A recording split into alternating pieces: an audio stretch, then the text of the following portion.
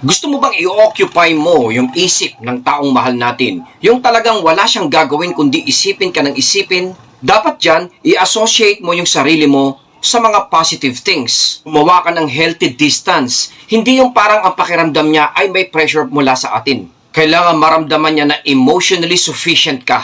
Ang ibig sabihin nito ay hindi ka dumidepende in terms of happiness, fun, at kung ano-ano pa mula sa kanya. Yung kahit malayo ka at hindi mo siya kasama, very sufficient ka sa mga bagay na to.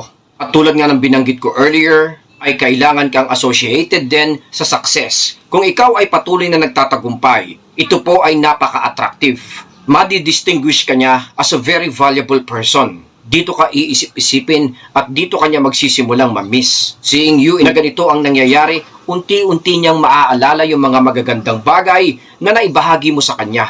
It will make you irresistible. Kaya kung gusto mong mangyari ito, huwag mong ilagay ang sarili mo sa mga bagay na negatibo, weak, at parang dependable sa kanya.